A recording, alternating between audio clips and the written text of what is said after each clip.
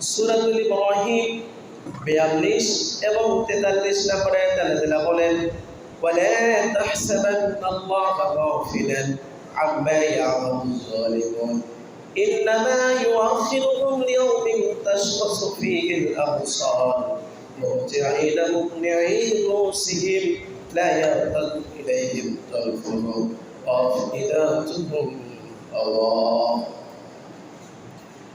যখন ক্ষমতাধররা চেয়ারে বসে যায়, নিজেকে যে কি মনে করে, আল্লাহ তাআলা এই জন্য বলতেছেন, তুমি কখনো মনে করো না জালিমরা যা করছে আল্লাহ তাআলা এই বিষয়ে উদাসীন। আল্লাহ তাআলা ক্ষমতা দিয়েছে, আপনাকে ছেড়ে দিয়েছেন, আল্লাহ কিন্তু আপনাকে ছাড় দেন নাই।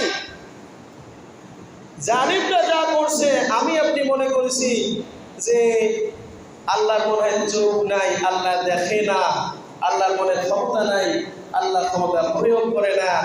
যেমন করে ইসরায়েল ফিলিস্তিনে মুসলমানদের উপর নির্যাতন করেছে, একদিন ইনশাআল্লাহ ফিলিস্তিন ভূখণ্ড স্বাধীনতা লাভ করবে এবং এই ইহুদির বাচ্চাদেরকে ওরা গাছের ডালে লুকাবে, পাথর ঘরের দেয়ালে লুকাবে, সেখান থেকে মুসলিমরা টেনে টেনে বের করে তাদেরকে হত্যা করবে ইনশাআল্লাহ।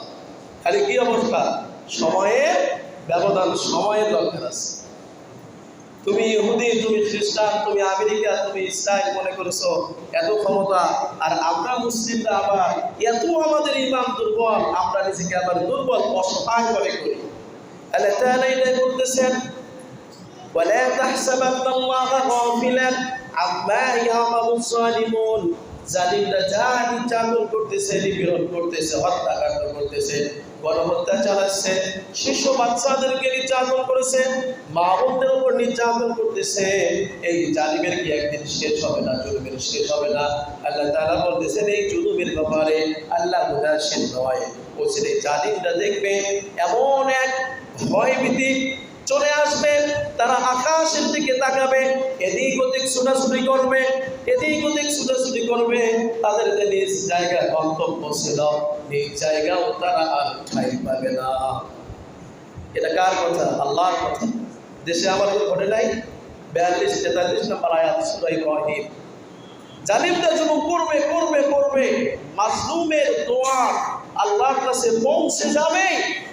যারা নির্যাতিত হয়, নিপীড়িত হয়, এই মাজলুমের দোয়া আল্লাহর কাছে পৌঁছে যায়।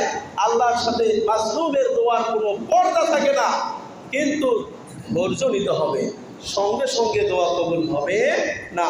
ওয়াবাশশিরিস সাবিরিন, যারা ধৈর্যশীল তাদের জন্য সুসংবাদ, মাজলুমের দোয়া কবুল হবেই, সেটা হয়েছে আলহামদুলিল্লাহ।